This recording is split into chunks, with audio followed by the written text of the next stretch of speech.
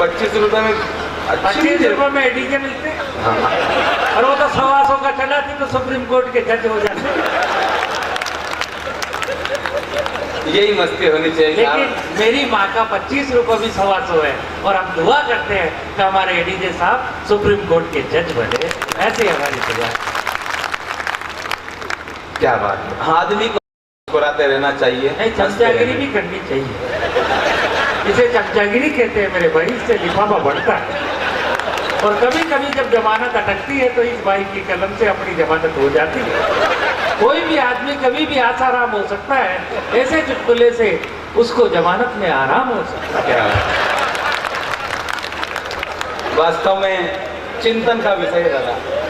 चिंतन का नहीं है, जहाँ भी जज मिले खूब चापलूसी कर, क्या पता कब किससे कहाँ काम पड़ जाए। क्या नोक-झोंक करूं? नहीं कर लूंगा। क्या बात है। साउंड बहुत बढ़िया है।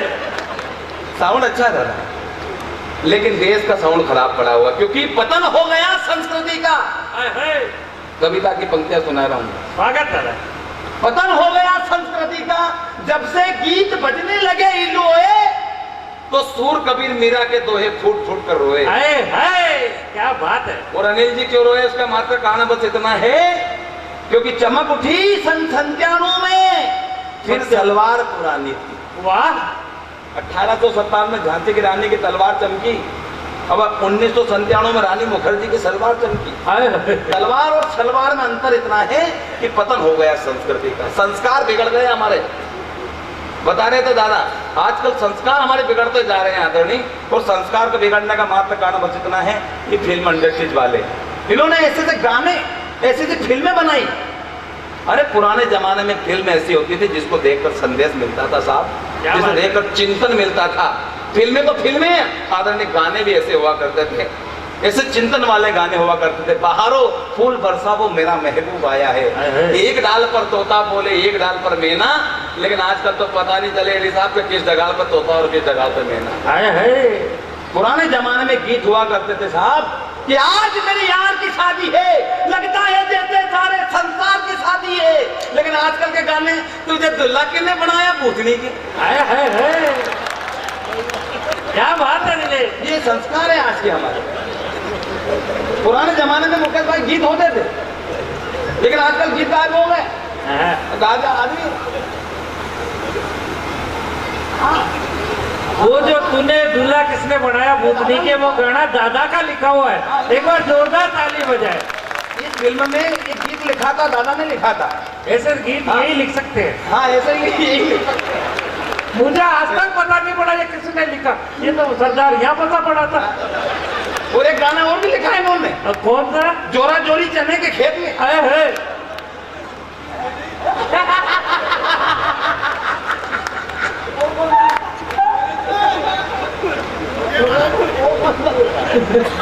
गाने ऐसे होते हैं, पुराने जमाने में गीत हुआ करते थे दादा, लेकिन आजकल के गाने, आदमी कबड्डी खेल दिया, तुलुक तुलुक दुम तुलुक तुलुक दुम तुलुक तुलुक दुमता था। राजा मियाँ इसकी यारी, उसकी चड्डी उसने फाड़ी।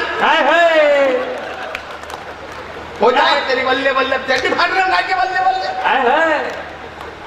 कहते इस बात का मुझे गम है, कहते इस बात का मुझे गम है, मेरी आंखें भी इस बात से नम है कि हुई जो मुन्नी बदनाम, इसके जिम्मेदार भी सिर को सिर पर हाथ हम हैं। क्या बात है, जिंदाबाद दिनेश। हमने बच्चों को अच्छे संस्कार नहीं दिए और बोले राम पैदा नहीं हो रहे, अच्छी शिक्षा नहीं दी, बोले श्रवण पैदा नहीं हो रहे।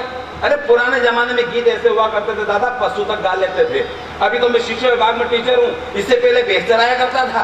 आधा गाना मेरी भैंस गाती थी और आधा गाना मैं गाया करता था। कैसे? गाने के बोलिए, तिरछी टोपी वाले बाबू भोले भाले, तुम याद आने लगे हो तो जा मेरी जाने लगी है। तुम्हारी भैंस करती ओए ओए ओए ओए। मजा आ रहा था, एक बार ताली बजाकर बताएं। ऐसे गाने थे पुराने जमाने में, पशु तक गा लेते। आज भाई आदरणीय तसोमन जी पशु तक गा लेते थे, लेकिन आजकल के गाने छत पे सो या बहनों में तने समझ के सो गई, मुझको राणा जी माफ करना, गलती माने से हो गई। भाई गलती हाथ से कैसे हो गई? एडी साहब गलती कैसे हो गई? छत पे सोया बहनोई में तने समझ के सो गई। ये हंसने वाली बात नहीं दादा। देश के बड़े कवि बैठे हैं पर मुकट मोलवा, आप बताएंगे गलती कैसे हो गई? छत पे सोया था बहनोई। दादा आपने तो गीत लिखे फिल्मों में, भाई आपको तो मालूम है छत पे सोया बहनोई मैं तने समझ के सो गई। मुझको राणा जी माफ करना, गलती भारत से हो गई। साउंड बढ़िया है आपका, लेकिन फिर भी गलती कैसे हो गई? हंसने वाली बात नहीं दादा, चिंतन की बात है। बड़े मन से कहना चाहता हूँ, बेवकूफों ने गीत लिख दिया, छत पे सोया बहनोई मैं तने समझ के सो गई। मैं तने समझ के कैसे सो गई? जीजा जी छत पे है, ऐसे गाने। अगर बड़े मंच से अगर मैंने कहीं सही बात कह दी, क्या बात है? राणा जी छत पे सोया था। राणा जी ये नहीं है, राणा जी है। राणा जी नहीं है? नहीं, राणा का मतलब होता है फूल। ऐसा इन्होंने मुझे बताया, मैं भी राणा ही समझ रहा था एक तो। मैं भी अभी तक राणा ही समझ गया। नहीं है, वो राणा है। अच्छा, अब राणा कर दिया। हाँ, लेकिन वो छत पे सोया था बहनोई। अगर मैं एक बार जोरदार ताली बजा करके, अगर मैंने इस प्रबुद्ध सदन के बीच में इस चिंतन की बात, माता बहनों की उपस्थिति में संस्कार की बात कह दी हो, तो वो तालियों का महाकुंभ करके मुझे बताना कि छत पे सोया था बहनोई। कहाँ सोया था साहब? तो आपको भी मालूम पड़ गया। छत पे सोया था बहनोई मैं तने समझ के सो गई। मुझको राणा जी माफ करना, गलती भारत से हो गई। मैं बताता हूँ गलती होने का मात्र कारण बस कितना है कि छत पे सोया था बहनोई।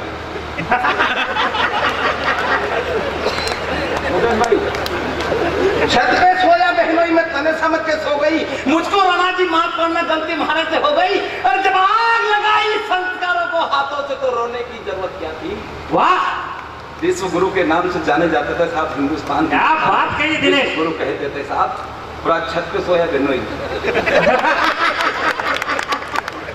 छत पे सोया बहनोई में तने समझ के सो गई। मुझको राणा जी माफ करना, गलती भारत से हो गई। अरे जब आग लगाई संस्कारों को हाथों से तो रोने की जरूरत क्या थी? दाग लगाया चूल्हे पे तो धोने की जरूरत क्या थी? अरे आहार व्यवहार लज्जा और कार जब मेरे हिंदुस्तान की संस्कृति थी तो इन्हें खोने की जरूरत क्या थी? और जब तेरा बिस्तर नीचे था तो बिस्तर पर जाकर सोने की। जिंदाबाद, जिंदाबाद, जिंदाबाद। आहा, क्या अद्भुत आदमी है। वाह वाह वाह वाह, एक बार जोरदार आप लोग ताली बजाएं। वाकई देसी की है भाई ये, कमाल। जबरदस्ती वंश मोर करवा दी इन्होंने। नहीं, आप क्या बात कर रहे हो? ये तो जबरदस्ती है। एक बार ताली बजा के कहो जो जबरदस्ती नहीं है। गलतियां हुई साहब, बहुत गलतियां हुई। किन किन गलतियों को अपन गिनाएं? लेकिन दादा यहाँ पर बैठे हैं फौजदार जी, जिन्होंने फिल्मों में गीत लिखे हैं।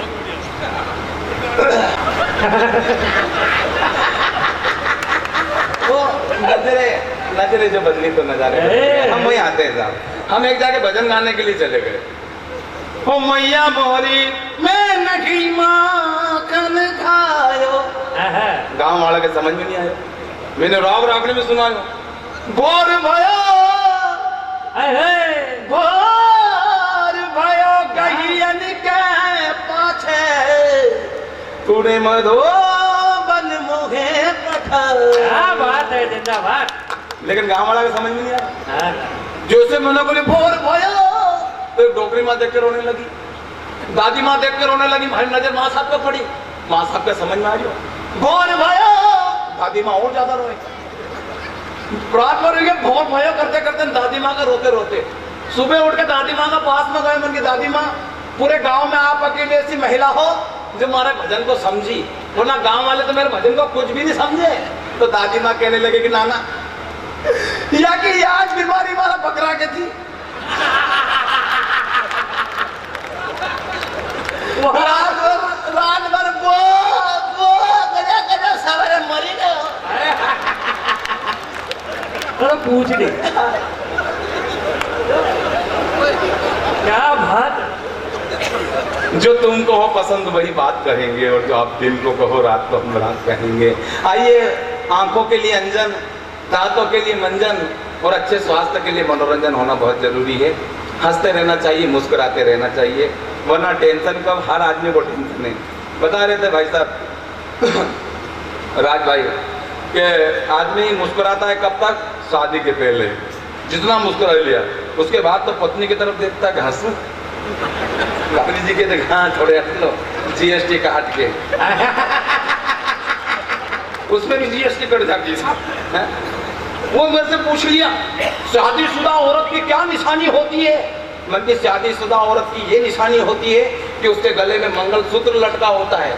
अच्छा, शादीशुदा पुरुष की क्या निशानी होती है। मन की सिंपल सी बात है, उसका मुंह लटका होता है। हाय क्या है, आदमी को हंसते रहना चाहिए जी साहब, मुस्कुराते रहना चाहिए। अब तो हंसो खुल के। मेरी पत्नी ने मुझसे कह दिया, क्यों जी आप कवि सम्मेलन में जाते हो, लोगों को कविता सुनाते हो, आज मेरे पास बैठो और कोई कविता बनाओ और अभी के अभी कोई कविता सुनाओ। तो मैंने पत्नी से कहा तुझे कौन से विषय पे कविता सुनाऊं। तो मेरी पत्नी बोली ये जी ये बताओ, आदमी को अगर पूंछ होती तो कैसे मजवाते। पूंछ, वाह। आदमी को अगर पूंछ होती तो कैसे मजवाते। मैंने कहा कि बिना पूंछ को आदमी दूसरा गाँव नहीं जाता। वाह। अच्छा कल्पना करो, आदमी को पूंछ होती, बस के अंदर बैठते कंडक्टर, पूंछ बाहर करो, खिड़की के बाहर करो, सबकी पूंछ बाहर। ये गुप्ता जी की पूंछ, ये शर्मा जी की पूंछ, ये यादव जी की पूंछ का पहचान होता। यही प्रश्न भरे दरबार में राम जी से पूछ लिया। क्या बात है, राम जी से पूछ लिया लक्ष्मण जी ने, भैया मुझे ये बताइए कि आदमी को पूंछ होती तो क्या होता। पूरा दरबार हंसने लगा, ठहाके लगाने लगा। राम जी की आंखों में आंसू आ गए, राम जी रोने लगे। लक्ष्मण जी ने फिर क्षमा याचना करते हुए कहा भैया मैंने कोई गलत प्रश्न पूछ लिया आपसे कि आदमी को पूंछ होते तो क्या होता। राम जी ने कहा कि तूने कोई गलत प्रश्न नहीं पूछा लक्ष्मण, मैं नहीं जानता कि आदमी को पूंछ होती तो क्या होता। लक्ष्मण मैं नहीं जानता कि आदमी को पूंछ होती तो क्या होता। अरे लक्ष्मण मैं तो बस इतना जानता हूँ कि ये पूंछ वाला अगर नहीं होता तो हमारा क्या होता। क्या बात है, और बालाजी महाराज की। लेकिन आपने तो जय बोल दिया, पत्नी को कैसे समझो। आए मैंने कहा कि सुन, कभी कभी पहिया गाड़ी के पूंछ पे चढ़ी जाते, पूंछ के कारण लोग दरवाजा में अड़ी जाते, परगाम जाते तो लोग पूंछ पे तेल लगाते। वाह शर्मा जी, पूंछ पे ढंग से तेल लगा दो यार, पिछली बार तो आपके पूंछ पे से घास लगी बदबू आती थी। आदमी को पूंछ होती तो फिल्मों के नाम कैसे होते, फिल्मों के गाने कैसे होते, फिल्मों के डायलॉग कैसे होते हैं। आदमी को पूंछ होती तो फिल्मों के नाम होते, हम पूंछ दे चुके सनम, वाह हम आपकी पूंछ में रहते हैं, वाह तेरी पूंछड़ी की कसम, वाह पूंछ वाले दुल्हने ले जाएंगे, पूंछ वाले। हाँ फिल्मों में गाने कैसे होते अगर आदमी को पूंछ होती तो। तू जब जब पूंछड़ी हिलाए मैं दौड़ी आऊं नदिया किनारे, गाने होते पूंछड़ी वाले पूंछड़ी हिला। वाह दीदी बाजीराव मस्तानी में गीत होता, बाजीराव मस्तानी में देखी जो पूंछ तेरी मैं दीवानी हो गई, मशहूर तेरी पूंछ की कहानी हो गई, देखी जो पूंछ तेरी मैं दीवानी हो गई ना, वो पूछड़ी पुरानी कहीं गाने हो चुका। पूंछ पे तेरी मिट्टी, मिट्टी पे तेरी पूंछ, ऊपर अल्लाह नीचे धरती बीच में तेरी पूंछ है सुनता। गाने होते। बहन क्या करती, बहन भाई की पूंछ पे राखी बांध देती, भाई की पूंछ पे राखी बांधी और गीत गाती, भैया मोरे पुछड़ी को कभी नहीं कटाना भैया। ये तो गाने होते साहब। अगर फिल्मों में डायलॉग कैसे होते, आदमी को पूंछ होती तो यादव जी, सुशांतु जी, अनिल जी, अग्रवाल जी, फिल्मों में गाने ऐसे होते हैं। राजकुमार तिरंगा फिल्म में गेंदा स्वामी, गेंदा स्वामी ये कमांडो बड़ा खतरनाक है, तुम्हारा बाप है, पूंछ हिलने से पहले ही पूंछ काट देता है। हाय हाय। और रहा सवाल हमारा, जानी हम ना तलवार की धार से ना गोलियों की बुछार से, बंदा डरता है तो केवल पूंछड़ी की मार से। हाय हाय। नाना पाटेकर साहब, सर आपको अपनी पूछ का रात नहीं बताना था। जिंदाबाद।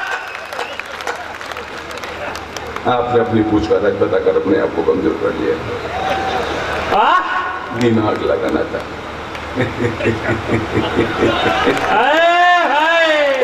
क्या बात है, जिंदाबाद जिंदाबाद। आ गए हाथ भूल लेकर, फिल्मों को डायलॉग बोलते, आ गए मेरी पूछ का तमाशा देखने के लिए। अब ऐसे तो मैं पूछ हिलाऊंगा, आप देखो चर्चा करते घर चल जाओगे, खाना खाओगे सो जाओगे, कुछ फर्क पड़ने वाला नहीं। तुम लोगों को पूछ हिलाने की आदत पड़ी तुम लोगों की। पहले राजा महाराजाओं के सामने, फिर अंग्रेजों के सामने, फिर नेता और गुंडों के सामने। हिलाओ भाई हिलाओ। ऊपर वाला भी नीचे आकर देखा तो खूबसूरत चीज बनाई की पूछ, नीचे आकर देखा तो सारे एक दूसरे की पूछ जीत रहे। ये पिट्टू था देख हमारी पूछ को तोड़ने का ख्वाब देख रहा है। ये वो ख्वाब देख सकता कि उसे मालूम है किसी पूछ के लिए हमदर्दी नहीं है। सारे एक दूसरे की पूछ खींच रहे। ये हिंदू की पूछ है, मुसलमान की पूछ है, सिख की पूछ है, ईसाई की पूछ। खींचो। आहा, क्यों समझा रहा हूं तुम लोगों को, मेरे दिमाग में भूसा भरा है। एक पूछ को तोड़ना आसान है, लेकिन पूछ के भारे को तोड़ना कठिन है। मैंने पढ़ा था स्कूल में। क्यों समझा रहा हूं, मेरे दिमाग में भूसा भरा है। ये पूछ वाली बाई क्रांति लाना चाहती थी, कौन समझा? पूछ वाली बाई। ये फिल्मों के डायलॉग होते हैं, लेकिन गांव में शादी ब्याह में महिलाएं गीत कैसे गाती हैं? वाह, शादी ब्याह के टाइम पे महिलाएं गीत कैसे गाती? गांव की महिलाएं। अगर आदमियों को पूछ होती तो मस्ती लेना, आनंद लेना और तालियों का महोत्सव खड़ा करना। गांव में अगर गीत कैसे गाती महिलाएं, आदमी को पूछ होती तो तुम्हारी पूछड़ी देखने जलने लगे। वाह, हम तो पूछड़ी के सुरो। थैंक यू, धन्यवाद।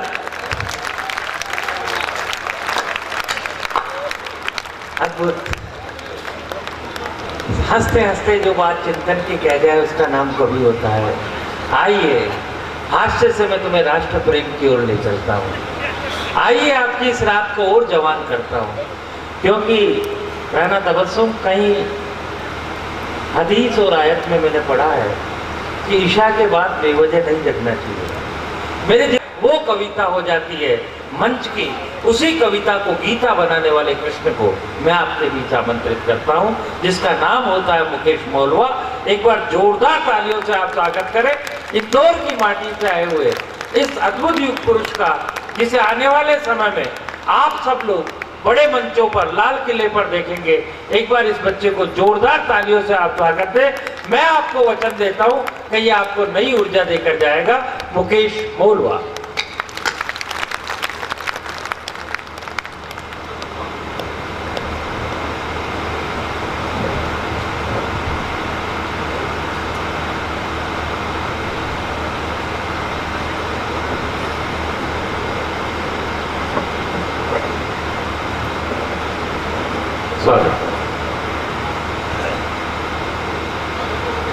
प्रणाम करता हूँ आप सभी की उपस्थिति को, श्रद्धेय मंच को प्रणाम करता हूँ।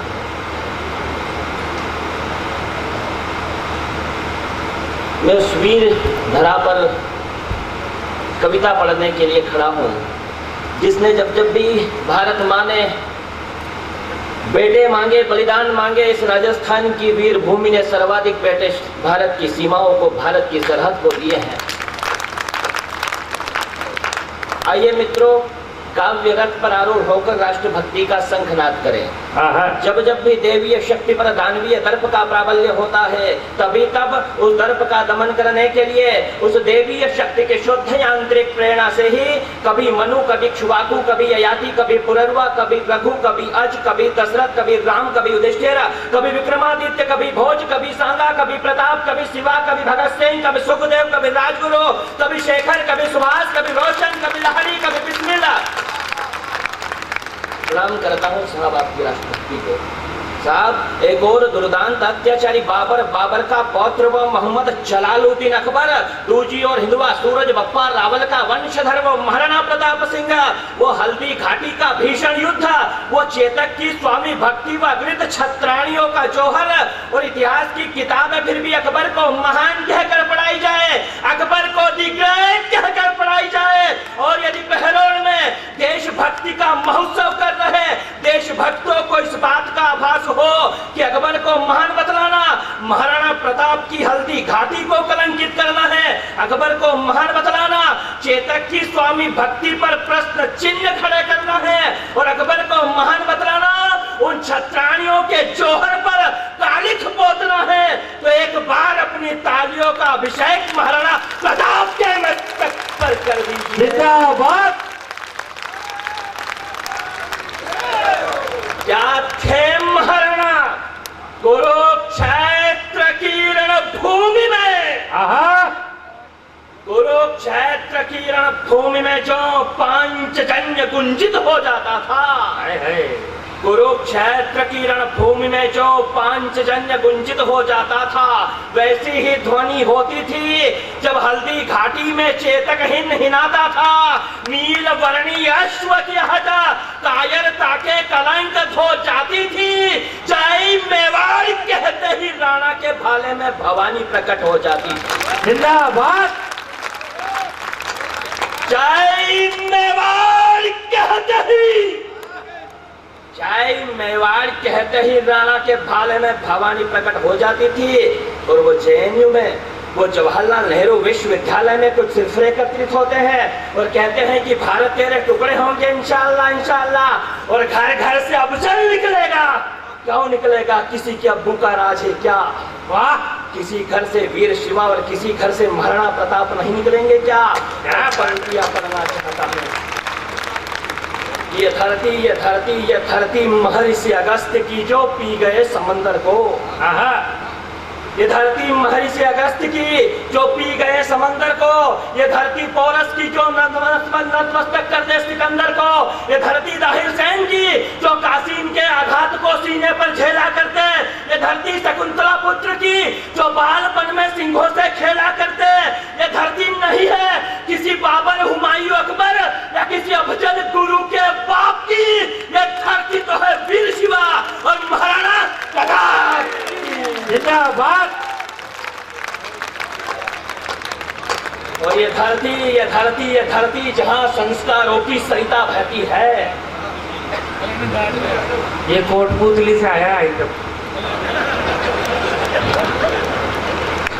इसके क्या हुआ, ब्याह के टाइम वरमाला नहीं हुई थी, कमियों को ही पहना के टाइम पास करता है।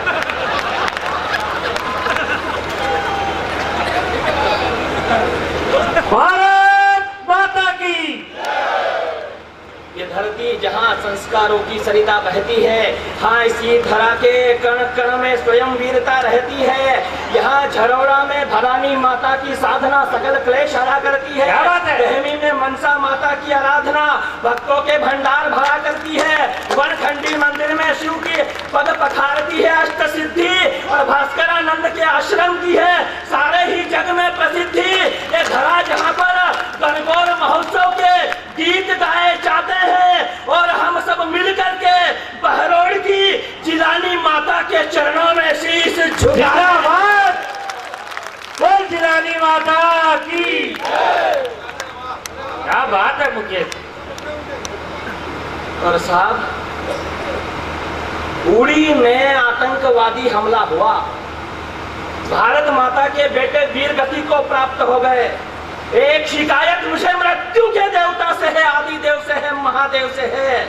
और यदि आप देशभक्तों को लग जाए कि मेरी शिकायत ठीक है, तो फिर बताना कि यह देशभक्तों का देशभक्ति महोत्सव है। हमला उस समय किया गया प्रातः काल 5:30 बजे, जब भारत माता के बेटे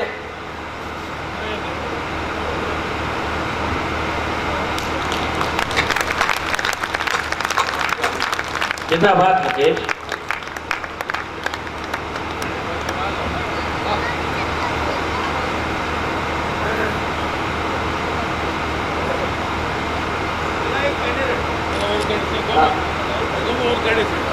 सब बैठे हैं उधर गुरु जी।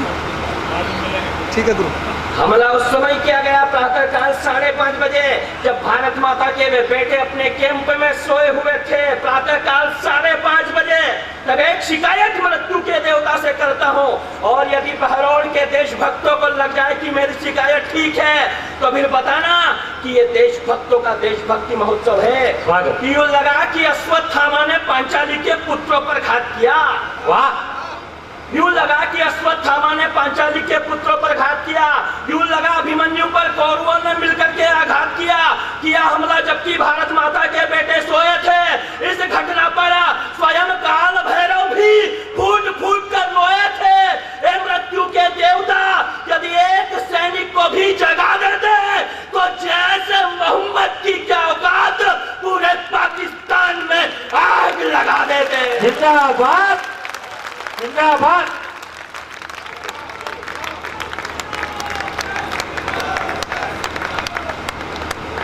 और साहब, परिवर्तन क्या हुए? 4 पंक्तियां पढ़ना चाहता हूं। लोगों ने कहा कि जीएसटी लागू कर दिया, क्या परिवर्तन हुआ? एक परिवर्तन लाना चाहता हूं, मैं नहीं जानता क्या पॉजिटिव है क्या नेगेटिव है, लेकिन साहब इस देश के तत्कालीन प्रधानमंत्री जब माननीय मनमोहन सिंह जी हुआ करते थे, तब उस पाकिस्तान के 2 कौड़ी के प्राइम मिनिस्टर मियां नवाज शरीफ ने न्यूयॉर्क में कह दिया था कि हिंदुस्तान के प्रधानमंत्री की हालत तो देहाती महिला की तरह है। यदि मियां नवाज शरीफ ने अपनी अम्मी का दूध पिया है तो आज वही भाषा बोलकर बताते हैं। धन्यवाद मुकेश। लेकिन हमें तो पीड़ा तब भी हुई क्योंकि एक कमजोर इच्छा शक्ति वाले व्यक्ति की तुलना हिंदुस्तान की गांव की महिला से कर दी, हिंदुस्तान की देहात की महिला से कर दी। तब पंक्तियां पढ़ना चाहता हूँ देशभक्तों के बीच में कि हिंदुस्तान की गांव की महिला का महत्व क्या होता है, हिंदुस्तान की देहात की महिला का क्या महत्व हुआ करता है। कि वो देश जो दगाबाज दोगलों से शासित रहा, वो देश जो दगाबाज दोगलों से शासित रहा, उसका वो प्रधान जो स्वयं अपने ही देश से निष्कासित रहा, जानता नहीं तब का पुजारी, वो जानता नहीं है सत्व को, वो जानता नहीं है हिंदुस्तान की देहाती महिला के महत्व को।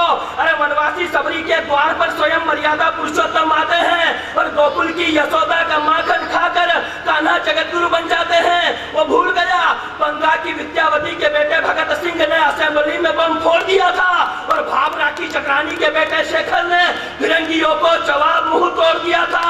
वो भूल गया कारगिल के युद्ध में जिन बेटों के शौर्य ने उनके बोरिया बिस्तर समेटे थे, अरे सरहद पर लड़ने वाले सबसे ज्यादा देहाती माँ के बेटे थे। जिंदाबाद मुकेश, जिंदाबाद। सरहद पर लड़ने वाले सबसे ज्यादा देहाती माँ के बेटे थे। वो माँ जो सूरज से पहले उठकर गायों का दूध दुहा करती है, वो दादी जो झोपड़ी में रहकर भी पोतों की सलामती की दुआ करती है, वो बहिना जो गोबर सने हाथों से भाई के लाड़ लड़ाया करती है, वो काकी जो गालियां देकर भी जिंदगी के सबक पढ़ाया करती है, वो फसल काटने वाली, वो गोबर बीनने वाली, अरे सबकी सभी स्वाभिमान हमारी है। बतला मियां नवाज शरीफ एक भगोड़े से अधिक क्या औकात तुम्हारी है। जिंदाबाद, जिंदाबाद, जय हो। ये भारत माँ की जय घोष करने वाले लोग, वंदे मातरम गाने वाले लोग, कुछ लोग कहते हैं कि हम भारत माँ की जय नहीं बोलेंगे, हम वंदे मातरम नहीं गाएंगे, हम इन राष्ट्र के मान बिंदुओं के प्रति आस्था नहीं दिखाएंगे। तो 4 पंक्तियां देशभक्तों के बीच में पढ़ना चाहता हूँ कि भारत माँ की जय घोष करने का अधिकार उस विधाता ने किन लोगों को दिया है।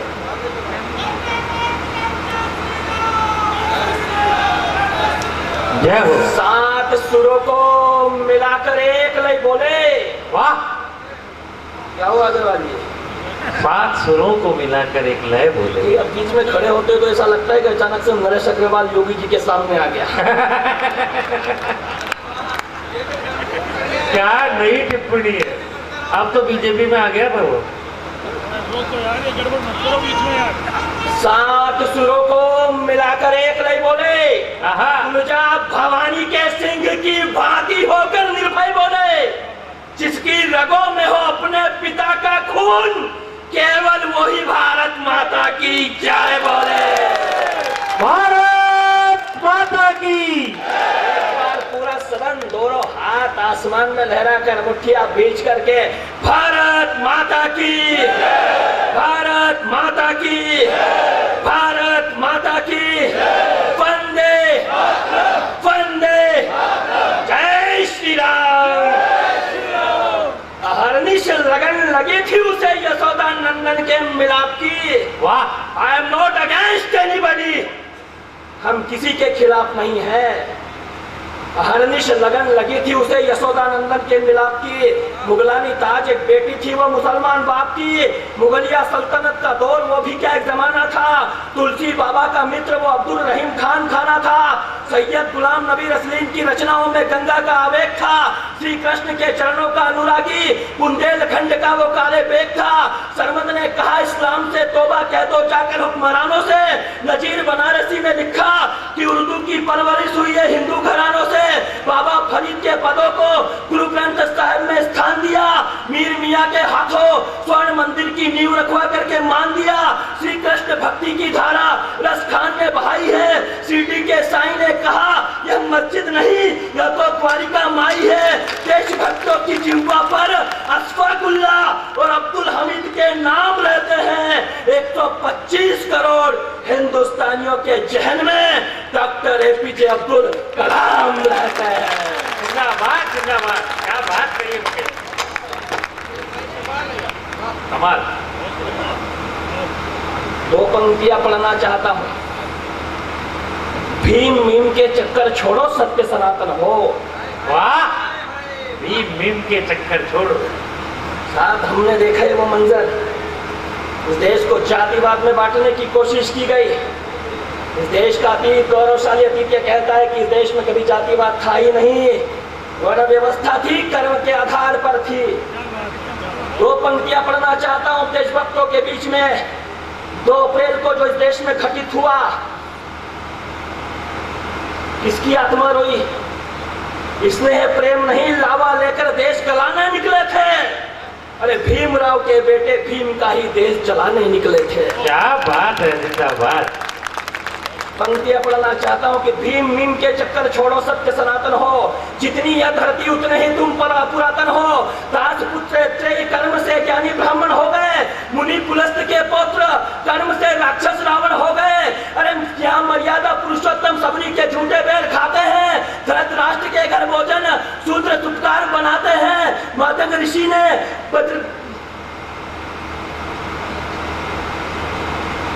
क्या बात है, एक बार ताली बजा दीजिए। स्वागत। कि भीम मीम के चक्कर छोड़ो, सत्य सनातन हो। जितनी ये धरती उतने ही तुम पुरातन हो। दासपुत्र त्रय कर्म से ज्ञानी ब्राह्मण हो गए। मुनि पुलस्त के पुत्र राक्षस राज रावण हो गए। मर्यादा पुरुषोत्तम सबरी के झूठे बैल खाते हैं। अलग मर्यादा पुरुषोत्तम सबरी के झूठे बैल खाते हैं। धृतराष्ट्र के घर भोजन शूद्र सुपकार बनाते हैं। धृतराष्ट्र के घर भोजन शूद्र सुपकार बनाते हैं। मदक ऋषि ने गुरु बनकर बजरंगी को ज्ञान दिया और भीमराव ने इस लोकतंत्र को संविधान दिया। इसी माटी की खातिर जीते, यह इतिहास रहे। मेवाड़ी महारानी के गुरु संत रविदास रहे। क्या बात है, जिंदाबाद मुकेश। क्या बात है। कि समस्या क्या है कि आप जय श्री राम बोलते बोलते आपकी आवाज इतनी धीमी पड़ जाती है, आपको ये लगने लगता है कि हम कोई अपराध करने जा रहे हैं।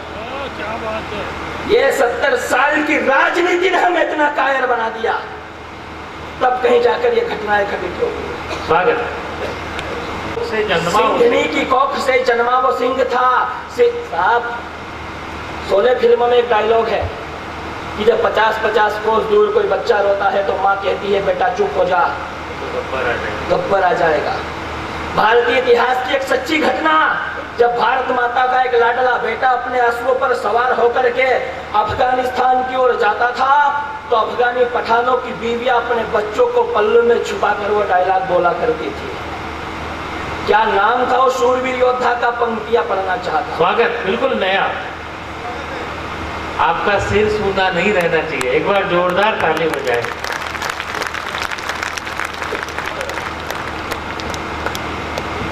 कि सिंघनी की कोख से जन्मा वो सिंह था।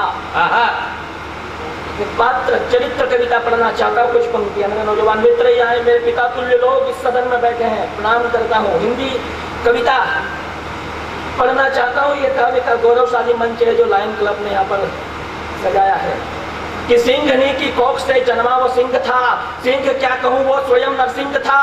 गुर्राते भेड़िए वो दहाड़ दिया करता, मुगलों के मीलों के पत्थरों को उखाड़ दिया करता, नई सुबह के साथ रोज ही तुर्कों के किलों को ध्वस्त करता।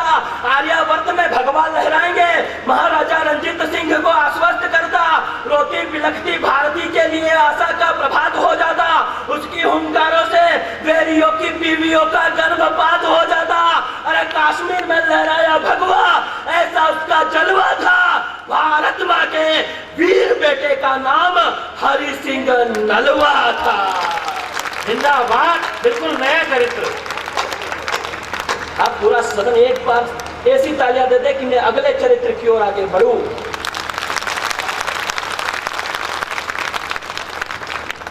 वो संजय लीला भंसाली, सुशील जी बैठिए अब आप। वो संजय लीला भंसाली ने एक फिल्म बनाई। देश में जो होना था हो गया, आपके ही विरोध के कारण उस फिल्म के वो अपमानजनक जो दृश्य थे वो उसे काटना पड़े, उसे हटाना पड़े। इसी संजय लीला भंसाली ने 2 साल पहले एक फिल्म बनाई थी, बाजीराव मस्तानी। उसमें उसने दिखाया कि भारत का एक शूरवीर योद्धा जिसने 40 युद्ध में से एक युद्ध भी नहीं हारा, वो एक नचनिया के चक्कर में पागल हो जाता है और नर्मदा के तट पर रावेर खेड़ी में उसकी मृत्यु हो जाती है।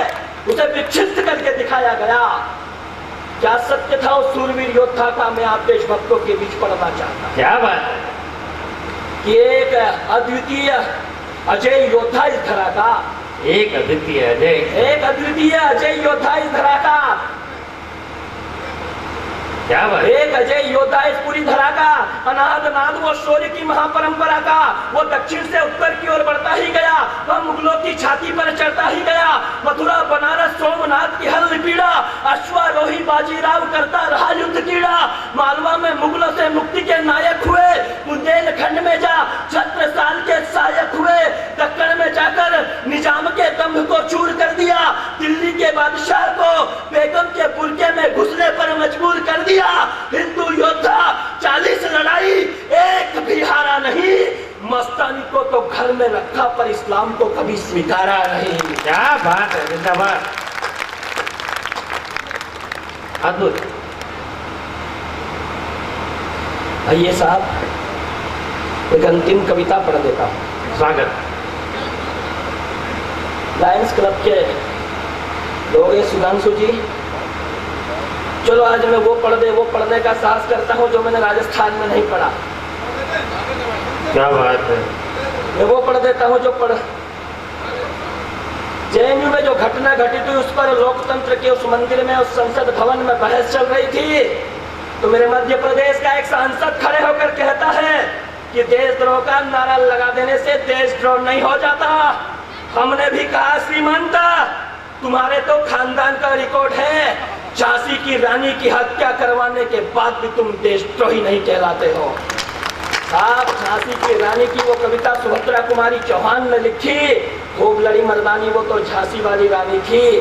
जब जब भी देश में सरकारें बदलती है वो कविता पाठ्यक्रम से हटा दी जाती है, और सिर्फ इसलिए हटा दी जाती है कि एक पंक्ति आती है उसमें, विजय रानी आगे जल्दी किया ग्वालियर पर अधिकार, अंग्रेजों के मित्र सिंधिया ने तब छोड़ी राजधानी थी।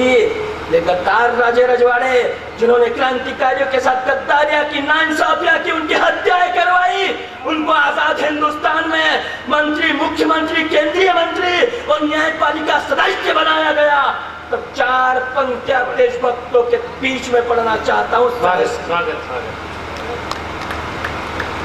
और इसलिए पढ़ता हूँ कि सदन में कहीं नमस्ते सदा वत्सले मात्र भूमे वाले लोग बैठे हैं, कहीं त्वदयाय कार्याय बद्धा कटियम वाले लोग बैठे हैं, कहीं धर्मो रक्षति रक्षित वाले लोग बैठे हैं, और सेवा सुरक्षा और संस्कार वाले लोग बैठे हैं। तब 4 पंक्तियां साहस की पढ़ता हूँ कि काश ग्वालियर राज घराने ने झांसी का साथ दिया होता। काश ग्वालियर राजघराने ने झांसी का साथ दिया होता, या सिंधिया की तलवारों ने गोरों का लहूपान किया होता, तो चिलचिलाती मरुभूमि ने महकती फुलवारी खिल जाती। अरे सिंधिया गद्दार नहीं होता तो 57 में ही आजादी मिल जाती। जिंदाबाद मुकेश, क्या बात है। चाय का धंधा, चाय का अब क्या है कि हमने एक चाय बेचने वालों को देश का प्रधानमंत्री बनाया। एक मणिशंकर अय्यर नाम का एक केंद्रीय मंत्री हुआ करता था, उसने कह दिया था कि एक चाय बेचने वाले व्यक्ति इस देश में कभी भी प्राइम मिनिस्टर नहीं हो सकता है। और नरेंद्र मोदी को तो ऑल इंडिया कांग्रेस कमेटी में चाय का स्टॉल खुलवाएंगे। इस देश की जनता ने जवाब दिया और वो चाय बेचने वाला व्यक्ति इस देश का वो गौरवशाली प्रधान हुआ जिसने अबू धाबी जैसी इस्लामिक कंट्री में भी जाकर मर्यादा पुरुषोत्तम राम के मंदिर की नींव रख दी। आखिर क्यों एक चाय बेचने वाले को वहां हमें बिठाना पड़ा, 4 पंक्तियां पड़ता कि यूं तो चाय बेचकर भी गुजारा हो रहा था, पर भारतीय की दुर्दशा पर व्यथित मन रो रहा था। जरा झांक कर देखो भारत के पौराणिक इतिहास में, कंसवध करने वाले कान्हा जन्मे कारावास में, तानाशाहियों सामंतवादियों के मिथ्या भ्रम को तोड़ना पड़ा और सत्ता के भूखे भेड़िए देश न बेचते, इसीलिए चाय का धंधा छोड़ना पड़ा।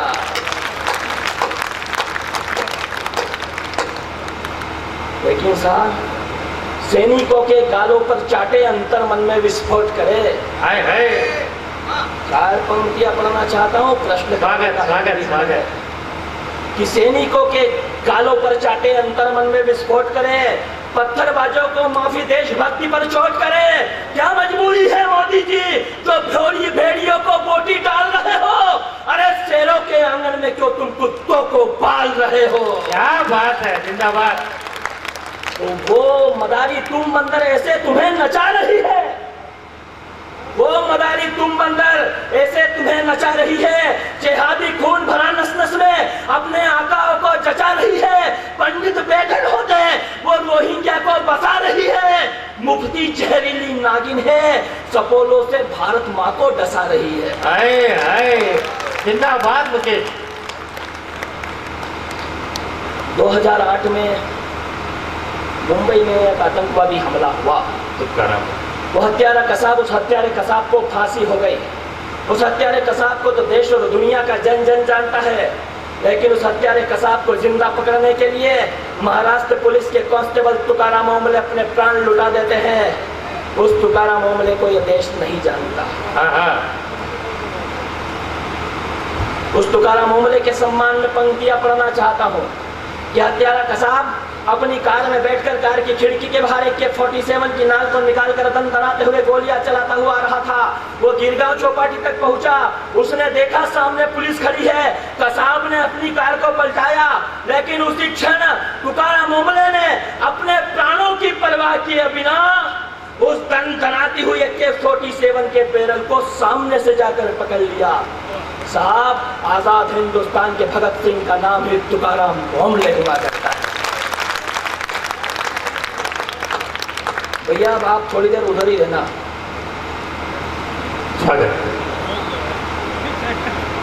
साहब, तुकाराम ओमले के सम्मान में पंक्ति, एक बार ताली बजा दीजिए, मैं पंक्तियां पढ़ता कि कहर बरसाते हुए वो हत्यारा गिरगांव चौपाटी तक आया। कहर बरसा, लोग कहते हैं कहाँ है इस देश में भगत सिंह, कहाँ है सुखदेव, कहाँ है राजगुरु। साहब, सरहद पर जो मर रहे हैं रोज, वो क्या किसी भगत सिंह, सुखदेव, राजगुरु, चंद्रशेखर आजाद और अश्फाकुल्लाह खान से कम नजर आते हैं? क्या बात है, जिंदाबाद। कहर बरसाते हुए वो हत्यारा गिरगांव चौपाटी तक पहुंचा। कहर बरसाते हुए वो हत्यारा गिरगांव चौपाटी तक आया। तब सामने खड़े देख सिंह को उस सियार ने अपनी गाड़ी को पलटाया। प्रतिशोध का ज्वालामुखी तुकाराम के अंतर मन में फूट पड़ा। रणचंडी के सिंह की भांति वो सियार पर टूट पड़ा। काल भैरव सा क्रोध सीने में भरकर शिव की जटा से प्रकटे वीरभद्र सा विकराल रूप धरकर तुकाराम ने AK-47 को कुछ इस तरह पकड़ लिया था नामक ने जो मृग को अपने जबड़ों में जकड़ लिया था, क्या बात है। ही पर जितनी भी गोलियां थी उसे AK-47 में सारी की सारी उतर गई तुकार राम के तन में। पर अमर तिरंगे की खातिर वो सारी गोलियां अपने सीने पर झेल गया और खेलते रहे लाल हमारे, वो अपनी जान पर खेल गया। जिंदाबाद जिंदाबाद, खेलते रहे लाल हमारे, वो अपनी जान पे खेलते रहे। और कहते हैं प्रधान सेवक कि गोरक्षक गुंडागिर्दी करते हैं। साहब, गोहत्या तो आपसे बंद नहीं होती है और एक्सक्यूजेस देते फिरते हो। ये वही गोरक्षक, ये वही गुंडा लोग हैं साहब, जिन्होंने एक चाय बेचने वाले को देश के प्रधान सेवक की उस गद्दी पर ले जाकर बैठा दिया है। ये बहरोड, इसी बहरोड को इंटरनेशनल लेवल पर बदनाम करके हिंदुस्तान के खिलाफ षड्यंत्र रचने की एक साजिश की गई। गौ माता हमारे लिए क्या हुआ करती है, गोरक्षा की क्या पावन परंपरा इस देश में है। पंक्तियां पर आपकी इजाजत हो, यदि आप यदि सुनना चाहते हो तो पंक्तियां पढ़ता हूं। और ये ऐसे जो हो गए, इसका मतलब ये थोड़ी कैसे बैठे हैं।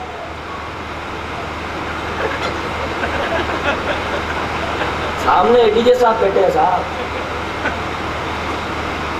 पर्जन्य नामक देवता क्षीरधार, ये नहीं राठ कहते हैं इस धरा को, कहीं अहिरवार रीजन मैंने नेट पर देखा, अहिरवार रीजन कहते हैं। तब पंक्तियां पढ़ना चाहता हूँ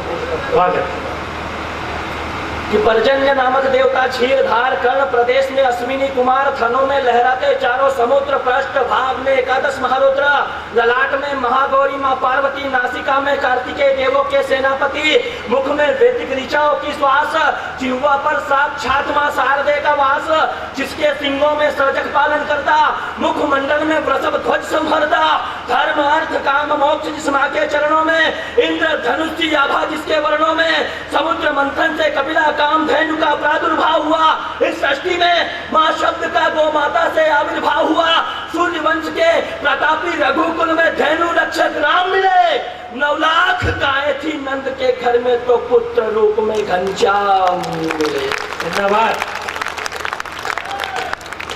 और साहब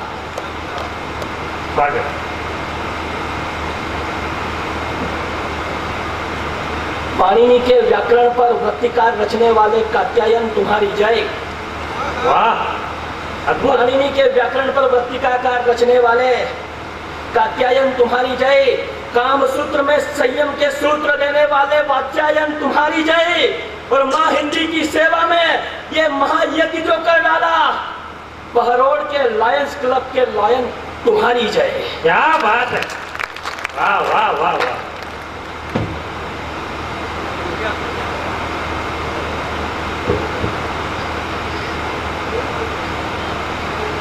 जय माँ काली आया गुरखाली गोरखा रेजिमेंट का नारा है।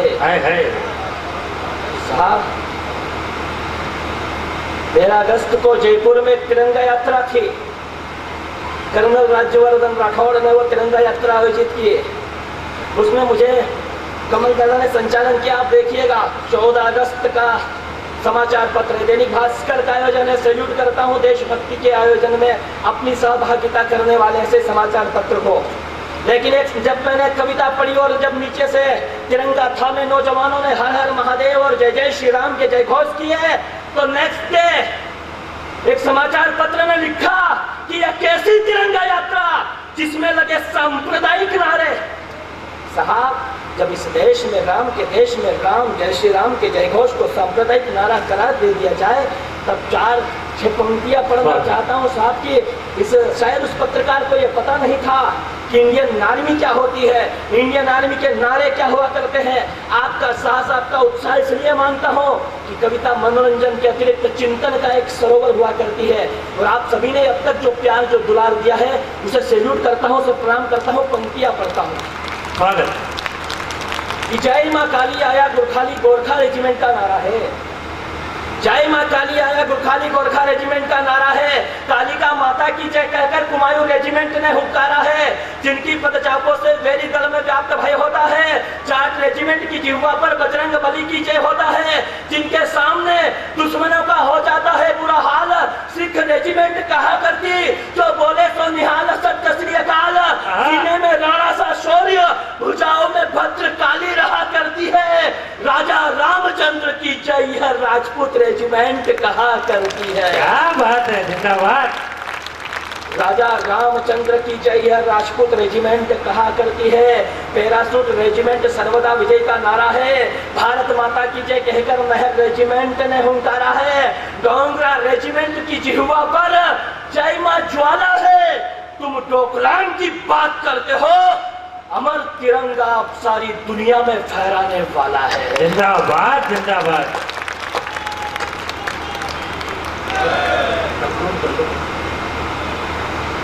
साहब एक अंतिम कविता पढ़ने का आदेश हुआ है। पढ़ना तो मैं कुछ और चाहता था, लेकिन मैं सोचता हूँ कि जाइए, नहीं जाइए। स्वागत एक बार जोरदार तालियां बजा के माहौल में, क्योंकि कवि सम्मेलन अभी और ऊंचाइयों की ओर जाना है। ये तो जा ही रहा है। सरदार फौजदार प्रताप फौजदार जिस मंच पर बैठे हों, और जब इस देश का इतिहास, यदि इस इतिहास से राणा प्रताप, वीर शिवा और गुरु गोविंद सिंह जी को हटा दिया जाए, तो आज यहाँ ये हिंदी कवि सम्मेलन नहीं हो रहा होता है। क्या बात है, जिंदाबाद। लेकिन इस कवि सम्मेलन के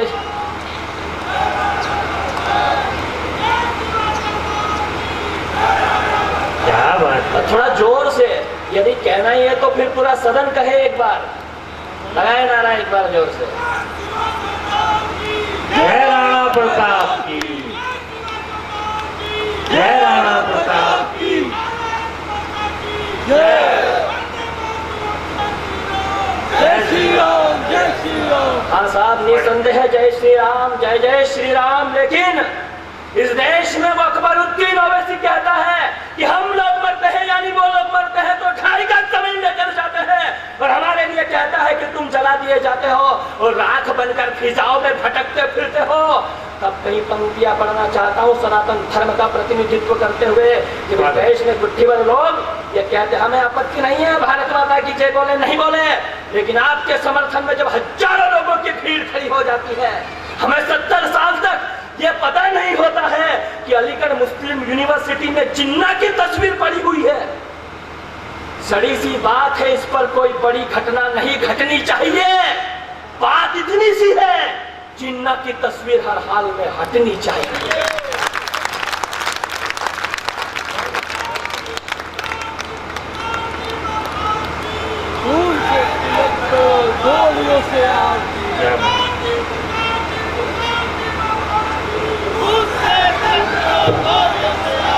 यहाँ हाल के लोगों ने कहा, अभी यहाँ पर बहुत अच्छा काव्य पाठ किया दिनेश भैया ने, मैं प्रणाम करता हूँ दिनेश भैया आपको। आपने कहा कि रविंद्रनाथ टैगोर ने जब जनगण मन लिखा तो उन्होंने राजस्थान का उल्लेख नहीं किया।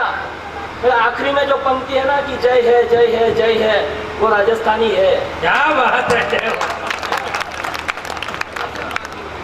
यहाँ हरित की शिवा भक्ति त्याग तपस्या है, स्वाभिमान से अलंकृत यहाँ भीलों का ऐश्वर्य है। कुहिल भोज महेंद्र महायक अपराजित भी, काल भोज बप्पा रावण करते गजनी को विजित भी, भरत भटल लखनर वहां हरि सिंह खुमार भी, चैत्र सिंह लाखा हमीर हिंदू सुल्तान भी, कर्मावती पद्मिनी पन्ना मीरा जिनसे मृत्यु हारी है, गोरा बादल जयमल दत्ता कल्लाजी राठौड़ यहीं पर कीरत बारी है।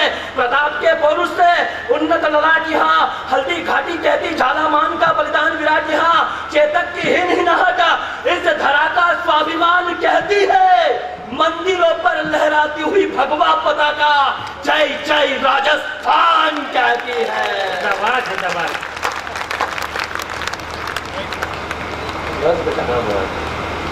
आगे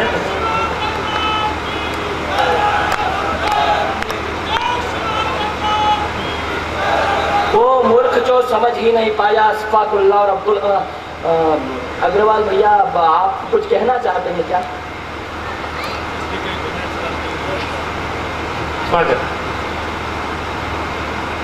वो मूर्ख जो समझ ही नहीं पाया अस्फाकुल्लाह और अब्दुल हमीद के बलिदानी संदेशों को।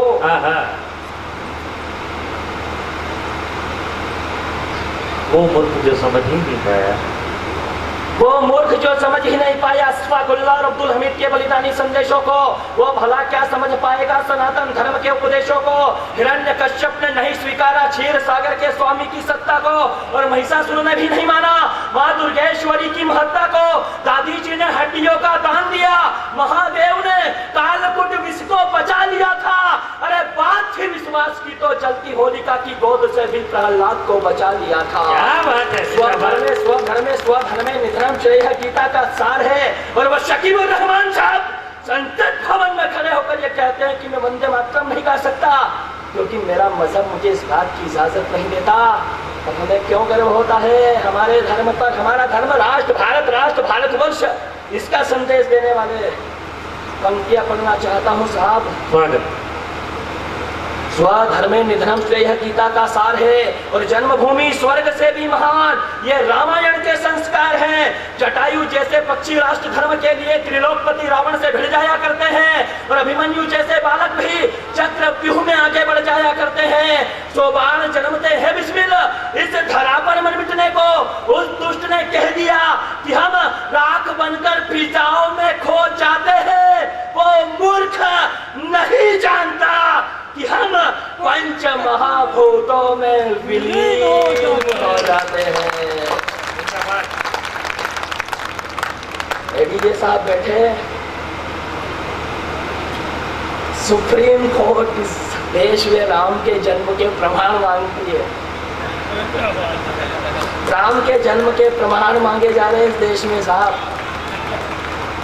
विश्रवा पुत्र के पांडित्य पर केकसी के कुल का साया था। विश्रवा पुत्र के पांडित्य पर केकसी के कुल का साया था, और कैलाशपति से चंद्रहास पाकर वो और अधिक भरमाया था। वो दंड बना दिया अभिमानी को ब्रह्मा जी के वर ने, किसी को कुछ नहीं समझा। त्रिलोक में हाहाकार मचाया तस्कंधर ने, तो धर्म की दुर्दशा देख सकल सृष्टि घबराई, और त्राहिमाम बोलती वसुंधरा हरि की शरण में आई। तो सूर्यवंशी दशरथ ने भी जन्मों के कर्मों के फल पाए थे। विप्रधैन सुर संत हृदय रघुवर वसुंधरा पर आए थे। वध किया ताड़िका का, और मार गिराया खरदूषण को। अरे जन्मा ही नहीं कह दिया हराम खोरों ने रघुकुल भूषण को।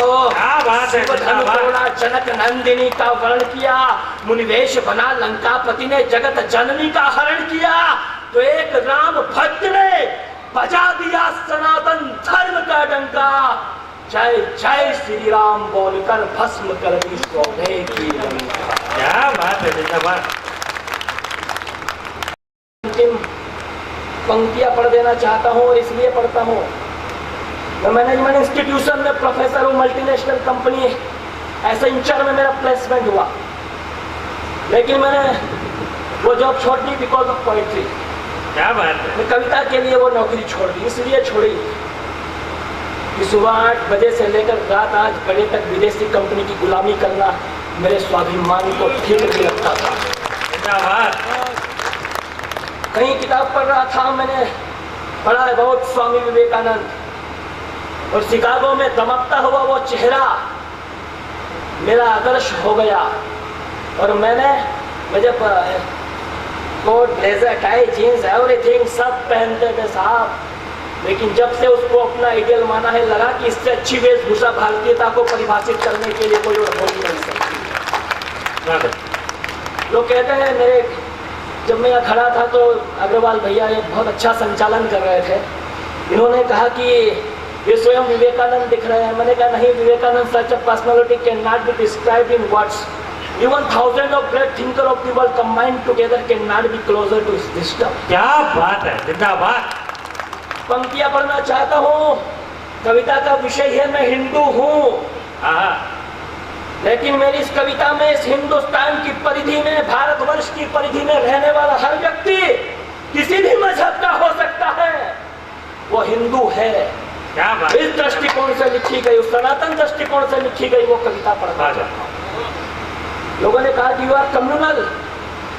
हमने कहा नहीं, हमने तो वसुधैव कुटुंबकम का संदेश सारी दुनिया में फैलाया है। तब पंक्तियां पढ़ना चाहता हूँ साहब। 70 बरस की राजनीति ने, 70 बरस की व्यवस्थाओं ने हमें इतना कमजोर कर दिया कि हमें भरी सभा में खड़े होकर मैं हिंदू हूँ कहलाने में शर्म महसूस होने लगी। तब पंक्तियां पढ़ना चाहता हूँ कि हम लोग कौन हुआ करते हैं। मेरे नौजवान मित्र यहाँ हैं, मेरे पिता तुल्य लोग इस सदन में है। यदि आपको लग जाए कि मेरी भाषा ठीक है और मुझे आशीर्वाद चाहिए इस राष्ट्र की इस धरा का, बहरोड की इस भूमि का, कि भारतीयता के सनातन गौरव को मैं सारी दुनिया में फहरा सकूं, तब पंक्तियां पढ़ना चाहता हूं। स्वागत स्वागत स्वागत। कि मैं सूर्य चंद्र की गति का निर्धारण करता। हमको ने उत्तम पुरुष में लिखी गई है कविता। वाह।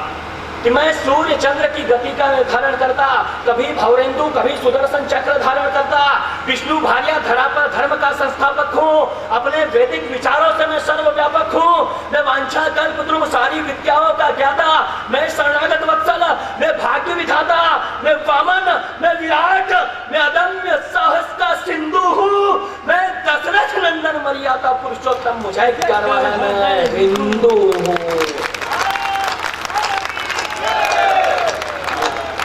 गर्व मैं दशरथ नंदन मर्यादा पुरुषोत्तम, मुझे गर्व है मैं हिंदू हूँ।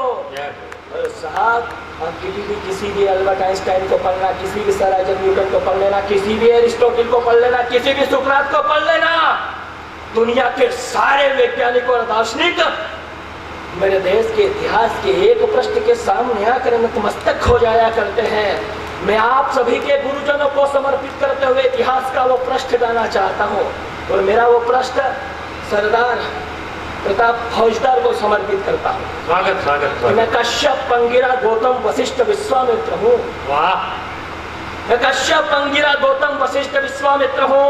मैं दुर्वासा पाराशर कृष्ण द्वैपायन का चरित्र हूँ। मैं चरक जाजली अत्रि मैत्रेय भरद्वाज में शल्य हूँ। अरे चरवाहे को चंद्रगुप्त बना देता मैं कौटिल्य हूँ। मैं सांदीपनि जगत गुरु श्री कृष्ण का आचार्य हूँ। मैं अद्वैत वेदांत का प्रणेता, मैं आद्य शंकराचार्य हूँ। मैं विस्तारक अखिल ब्रह्मांड का, मैं सृष्टि का सृजक बिंदु हूँ। मैं भुवनेश्वरी का लाल विवेकानंद, मुझे गर्व है मैं हिंदू।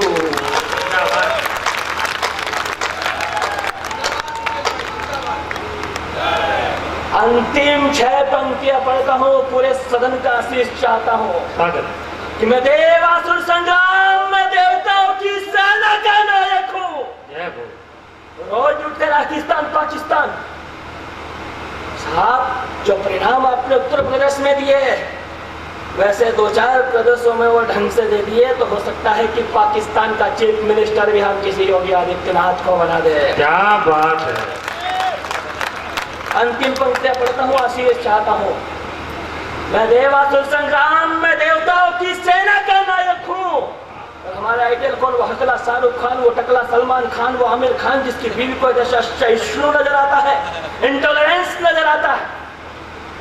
मैं देवासुर संग्राम में देवताओं की सेना का नायक हूँ। मैं देवासुर संग्राम में देवताओं की सेना का नायक हूँ। मैं इक्ष्वाकु, मैं देवासुर संग्राम में देवताओं की सेना का नायक हूँ। मैं इक्ष्वाकु अनेकों बार देवराज इंद्र का सहायक हूँ। मैं भागीरथ गंगा को धरा पर लाया धरणी के उद्धार को। अभिमन्यु बनकर सह जाता हूँ वैरियों के वार को। अश्वमेध अश्व को रोकते लवकुश का ओज में। यशोधर्मा हरिश्चंद्र प्रतापी विक्रम भोज में। कोरी को परास्त करते पृथ्वीराज का ताप हूँ। और अकबर दी ग्रेट को धूल चटाने वाला मैं महाराणा प्रताप हूँ। जिंदाबाद जिंदाबाद। पूरा सदन गौरव हाथ ऊपर उठाकर आशीर्वाद की तालियां मुझे दें, अपने स्थान पर लो। जिंदाबाद। लायंस क्लब से मिले हैं वो सारे इनाम भेज दो और पाकिस्तान के नाम एक पैगाम भेज दो। कुछ नहीं करना, खर्चा ही नहीं, 1 रुपए का खर्चा नहीं। अच्छा व्यापार वो होता है जिसमें इन्वेस्टमेंट नथिंग, आउटगोइंग खूब। तो मोदी जी ये लायंस क्लब से मिले ये सारे इनाम भेज दो और पाकिस्तान के नाम एक पैगाम भेज दो। कश्मीर समस्या भी खत्म हो जाएगी, आतंकवाद भी मिट जाएगा। बस 3 दिन के लिए पाकिस्तान में आसाराम भेज दो। बाबा जी वहां जाएंगे, ऐसा गलत मत समझा, वो उसको समझा। अभी चीखने क्या जरूरत, पहले वह एक बिलावल बिट्टो है डीजे साहब, वो क्या कहता है, पूरा कश्मीर लेके रहेंगे, मैंने कहा नहीं देंगे। फिर कहे पूरा कश्मीर लेंगे, मैंने कहा नहीं देंगे। वो मुझे रोका गया, तेरे को क्या तकलीफ है? मोदी जी को तकलीफ नहीं, सेना को तकलीफ नहीं, तू बिना मतलब यहाँ से बोल रहा नहीं देंगे। मैंने कहा नहीं देंगे, क्या कश्मीर लेंगे, क्या नहीं देंगे, क्या क्यों नहीं दोगे? मैं पूरा हमारे पास ही नहीं है, तेरे को क्या चाहिए? जो चीज हमारे पास नहीं रहा ना, उनको कैसे देते हैं? तू तैयार हो जाए ना बच्चे। तो वो बिलावल क्या कहता है कि कश्मीर हमारे गले की नस है। हमने कहा ये जोरदार बात थी। तो हमने उसको जवाब दिया, सुनना बैरोड की तरफ से। अब इतनी बड़ी कविता की क्या जरूरत? अपन मस्ती की थी, प्यार से ही निपटा थी। हमने कहा सुन बिलावल, ऐसे तेज बोलते हैं वीरस वाले, मैं तो नहीं बोलता ज्यादा। मैं तो क्या बीपी की गोली लेके आता हूँ एम्लोकान लेके। मेरी लुगाई ने कहा कि 3000 के चक्कर में यही बचेंगे मेरे हाथ। सही है कि नहीं? इतने तो मेरे लिपस्टिक काजल लाए हुए पड़े हैं, तुम कुछ हो गए तो ये मैं लगा भी नहीं सकता। तो मैं तो उस लिपस्टिक के लिए जी रहा हूँ सर, जो वो लाई हुई है। तो हमने कहा सुन बिलावल, तुझे सलाह नेक देते हैं और ऐसे विचारों को हम सुलभ शौचालय का गड्ढा खुदाकर उसमें फेंक देते हैं। योजना का प्रचार। मैं अकेला आदमी हूं जो सरकारी योजनाओं का भी प्रचार करता हूं। कि सुन बिलावल, तुझे सलाह नेक देते हैं और ऐसे विचारों को हम शौचालय का गड्ढा खुदाकर उसमें फेंक देते हैं। तू तो एक भुट्टो है, तेरे पाकिस्तान में जितने भुट्टे हैं इससे ज्यादा भुट्टे तो एडीजे साहब सर्दी में सेक देते हैं। चिल्लाने की क्या जरूरत? अब लीजिए, अपन मस्ती की ओर चलते हैं, आनंद की ओर चलते हैं, आपके कोर्स की किताब की ओर चलते हैं। नहीं है? आइए कितने प्यार से, अजीब से एक मनोहार की ओर चलते हैं, प्यार की ओर चलते हैं, त्योहार की ओर चलते हैं। तब कहना चाहता हूँ कि आइए लेकर के चलता हूँ तुम्हें पुरवाई की ओर। आइए लेकर के चलता हूँ तुम्हें पुरवाई की ओर, कंचन कामिनी की कोमल कलाई की ओर। आइए लेकर चलता हूँ तुम्हें पुरवाई की ओर, कंचन कामिनी की कोमल कलाई की ओर। ये लहसुन की पकौड़ी खूब खा ली तुमने, अब लेके चलता हूँ तुम्हें रसमलाई की ओर। मैं उस कवियत्री को बुलाना चाहती हूँ जो अपने हुनर से, अपने ज्ञान से, अपने अदब से, अपने गजलों से आज मंचों की जीनत बनी हुई है। तब कहना चाहता हूँ कि कुरान, गीता, बाइबल, रामायण की पवित्र रहल को लाया हूँ। कुरान, गीता, रामायण की पवित्र रहल को लाया हूँ। आप सच मानिए मैं एक जिंदा महल को लाया हूँ। आगरे के ताज की निशानी कोई और होगी, मैं मुंबई से जिंदा ताजमहल को लाया हूँ। आइए और एक बार जोरदार तालियां से स्वागत कीजिए जिनका नाम होता है राना तबस्सुम। जोरदार तालियां तब तक बजाओ जब तक बाई आके खड़ी नहीं हो जाती है। सुधी एवं गुणी श्रोताओं को आदाब करती हूँ, सलाम करती हूँ। बहुत ही अच्छा कार्यक्रम आज अपने आंगन में आप सुन रहे हैं। खास तौर से संचालन भी बहुत अच्छा है। मेरा तो कुछ नहीं है, आपके आने से थोड़ा वो ठीक हो गया। जिस तरह से संचालक जी मुझसे हमेशा बातें किया करते हैं। क्या करता हूँ, तू लड़वाएगी घर पे तो कभी नहीं करता। मेरे को तो पेमेंट मिलता है जब करता हूँ, फिर तो मैं मेरी लुगाई को मिस कॉल ही नहीं दूँ। देखिए मेरा तो पूरा मूड है कविता पढ़ने का, लेकिन खामखा संचालक जी मुझे उलझा रहे हैं। मैं तो बस आपके सम्मान में इतना कहना चाहूंगी, कुछ खट्टे लगते हो, कुछ मीठे लगते हो, एकदम अंगूर से लगते हो, मगर जब छेड़छाड़ करते हो तो एकदम। ऐसा कुछ नहीं है, मेरी बात सुन, तेरी बात मान ली सारी की सारी है, तेरी बात मान ली सारी की सारी है। ये भी जानता हूँ तू बम्बई की एडवांस नारी है, पर जिस हिसाब से तुझे खट्टा मीठा लग रहा हूँ, एक बार चेकिंग करा ले, पाँव भारी है।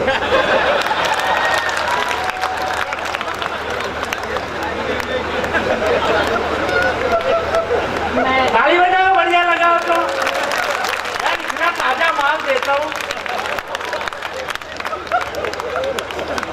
संचालक जी मैं ये कहना चाहूंगी, अगर आप इजाजत दें, अगर आपकी आज्ञा हो आप तो तो मैं लिखित इनके में- सवाल का जवाब दे सकती हूँ। देना चाहिए, इसी के लिए पैसे मिलेंगे। अपने यहाँ भजन करने थोड़ी आए।